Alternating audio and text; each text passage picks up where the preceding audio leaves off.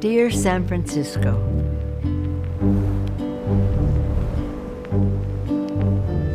we are fortunate to live in the most beautiful, remarkable place on earth.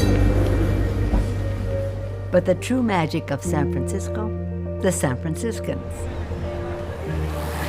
There's a reason why our city has always been synonymous with the future. Here we don't fear the future, we forge it. From the gold rush to the miracles of science and technology, our city has always been the cradle of innovation, buzzing with optimism and creativity. We are a vibrant and diverse city, home to hardworking families, diligent students, and heroic veterans, and the dreams of entrepreneurs and immigrants. From Chinatown to Japantown, from the Mission to the Fillmore, from Hunters Point to the Castro, North Beach to the Sunset. We are also resilient, experiencing more than our fair share of challenges.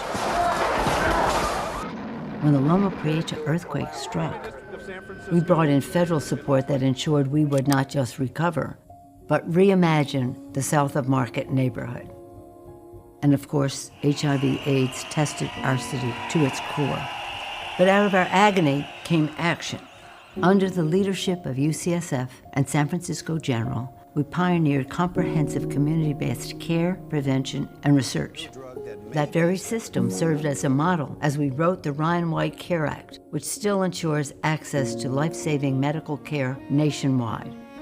Fittingly, our city is home to the National AIDS Memorial Grove, a place of renewal where we remember the loved ones we lost. For decades, I've cherished the privilege of representing our magnificent city in the United States Congress. It seems prophetic now that the slogan of my very first campaign in 1987 was, "A voice that will be heard." And it was you who made those words come true.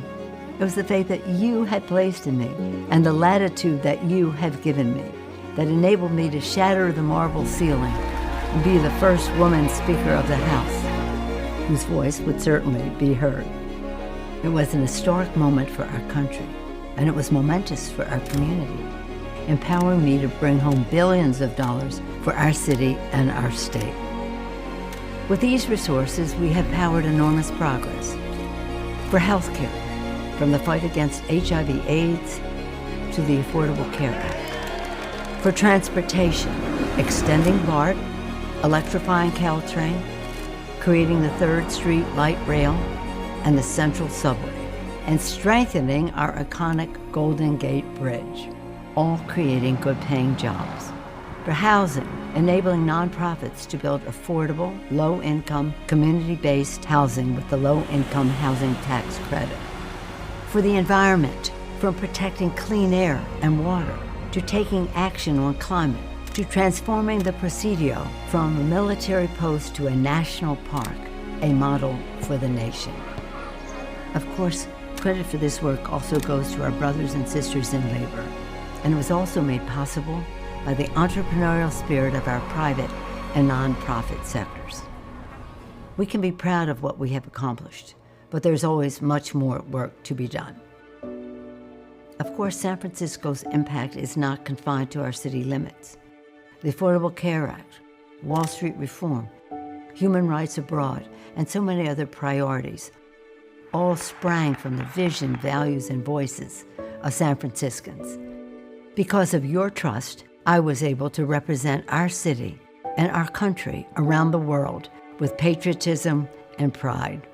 I say to my colleagues in the House all the time, no matter what title they have bestowed upon me, Speaker, Leader, Whip, there has been no greater honor for me than to stand on the House floor and say, I speak for the people of San Francisco. I have truly loved serving as your voice in Congress, and I've always honored the song of St. Francis, Lord, make me an instrument of thy peace, the anthem of our city. That is why I want you, my fellow San Franciscans, to be the first to know. I will not be seeking re-election to Congress. With a grateful heart, I look forward to my final year of service as your proud representative. As we go forward, my message to the city I love is this: San Francisco, Know your power. We have made history. We have made progress. We have always led the way. And now we must continue to do so by remaining full participants in our democracy and fighting for the American ideals we hold dear.